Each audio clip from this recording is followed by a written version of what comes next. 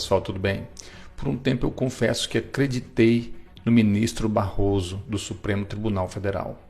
Parece que eu via um ar de honestidade, transparência, um desejo de justiça, de equidade. Por exemplo, nessa fala onde ele é abordado pela jornalista de esquerda, de que a política estava sendo criminalizada, ele responde e separa, ele põe literalmente os pingos nos is e diz a verdade. O que aconteceu na Petrobras foi crime mesmo, não foi política. O que aconteceu na Eletrobras foi crime mesmo. O que aconteceu na Caixa Econômica Federal foi crime mesmo. O que aconteceu no crédito consignado foi crime mesmo. O que aconteceu nos fundos de pensão foi crime mesmo. Portanto, a gente não deve criminalizar a política nem politizar o crime. Desvio de dinheiro, de gerente devolvendo 150, 180 milhões de reais, não é possível alguém achar isso natural. Isso não é política, isso é bandidagem. Portanto, houve uma quantidade impressionante de coisas erradas entranhadas na estrutura do Estado. A corrupção no Brasil foi uma criminalidade estrutural e institucionalizada e sistêmica. E eu acho que verdadeiramente a Lava Jato ajudou a desvendar isso e a mudar a cultura de impunidade no país. Eu não sou um revisionista nessa matéria, não. É claro que você pode encontrar um erro aqui, um erro ali. Agora, todos os melhores advogados criminais do país, de lupa, acho que acharam muito pouca coisa errada para você desacreditar a operação. E ela mudou o Brasil. Infelizmente, houve decisões judiciais das quais eu discordo que retardaram um pouco esse processo. Porém, a sociedade já mudou. E acho que a Operação Lava Jato ajudou a mudar a sociedade, que deixou de aceitar o inaceitável e desenvolveu uma imensa demanda por integridade, por idealismo e por patriotismo no Brasil. Talvez a política ainda não tenha mudado, acho que o judiciário está mudando lentamente, a iniciativa privada já mudou, compliance passou a ser um departamento obrigatório nas empresas e a sociedade deixou de aceitar. É cada vez mais difícil hoje no Brasil um vigarista andar sossegado na rua. Depois dessa fala, você vai encontrar o ministro Barroso outra vez defendendo a justiça e citando a Itália, porque a Itália houve um grande combate contra o crime, depois teve um contra-ataque do crime contra a justiça. E ele explica muito bem o que aconteceu à luz dos fatos da corrupção na Itália. Nessa época, eu acreditava no Barroso. Olha o que ele disse. Quem acompanhou o que aconteceu na Itália conhece o filme da reação da corrupção. 1. Mudança na legislação ou na jurisprudência. 2.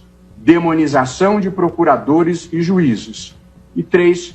Tentativa de sequestro da narrativa e de cooptação da imprensa para mudar os fatos e recontar a história. Bem, depois dessas coisas que o Barroso falou, afirmou, a gente começou a ver notícias demonizando os juízes da Lava Jato. Começamos a ver notícias que prejudicavam, que acusavam a polícia e não o ladrão. O juiz é o culpado e não quem roubou, como se na verdade o policial fosse culpado pelos furtos. Isso aconteceu em várias manchetes que eu não vou colocar para você, mas observa só o que estava acontecendo. Pessoal, então abrindo esse vídeo de hoje, vocês viram aí a choradeira do Deltan por causa da condenação que ele sofreu. E ele tem que pagar, inclusive, o advogado, tá? O Cristiano Zanin. Ele tem que pagar todo mundo. Ele tem que pagar a indenização pro Lula, né? E tem que pagar os advogados do Lula também. Pessoal, estou indignado com o sistema de justiça. Os meus advogados estão estarrecidos. A quarta turma do STJ me mandou indenizar Lula em R$75 mil por conta da apresentação do PowerPoint. E os ministros disseram que o ex-procurador, usou expressões desabonadoras da honra e da imagem do ex-presidente.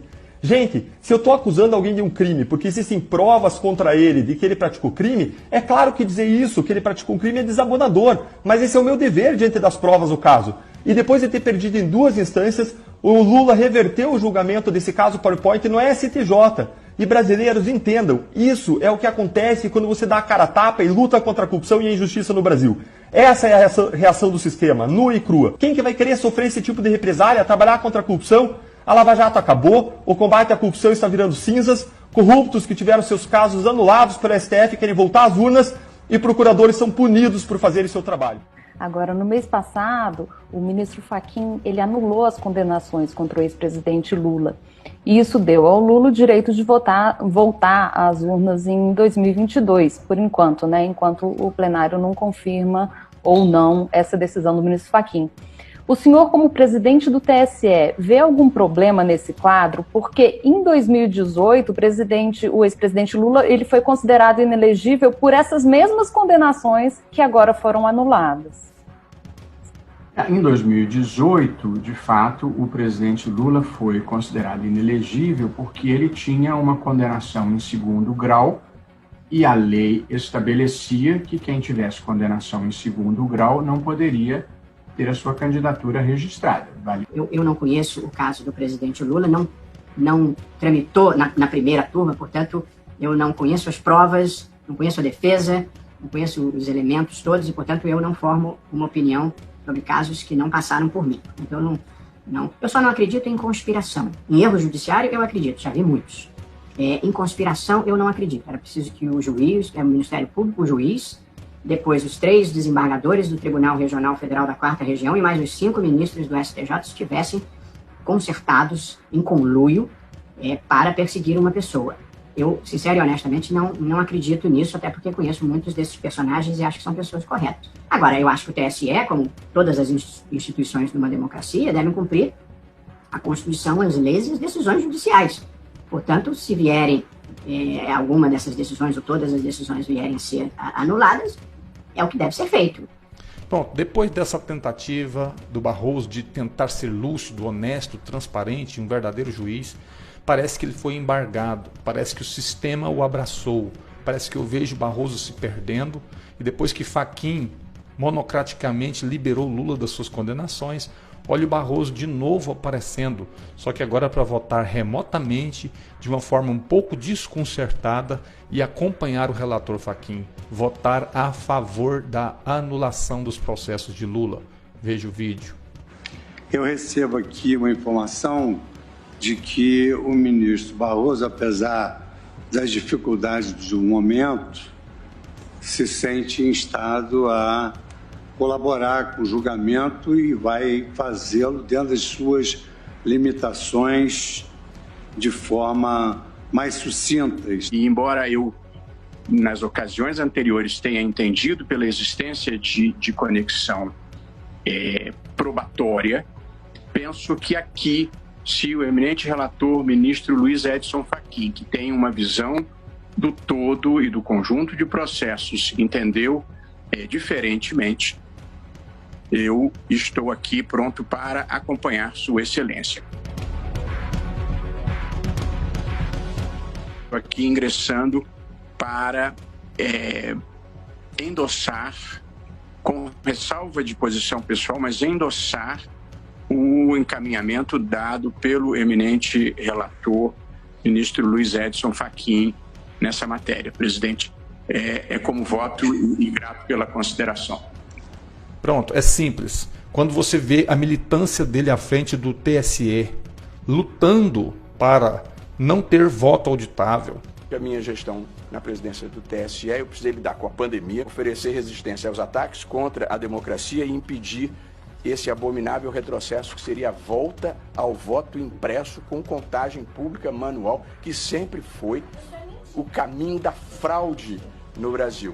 Porque parece que eu vejo um novo Barroso que tomou lado e que preparou um caminho para que a urna não tivesse comprovante. E ao final das eleições, depois do resultado, onde o crime compensou, alguém procura ele na rua o que tem a dizer sobre o Brasil, ele diz a seguinte frase: perdeu Mané. Tire as suas conclusões, eu não vou desenhar mais para você. Mas infelizmente esse é o retrato do judiciário em uma pessoa chamada Luiz Roberto Barroso. Brasil precisa dessa resposta, ministro. Todo respeito. Por favor, Barroso, responde pra gente. perdeu, Mané, numa mola. É sério.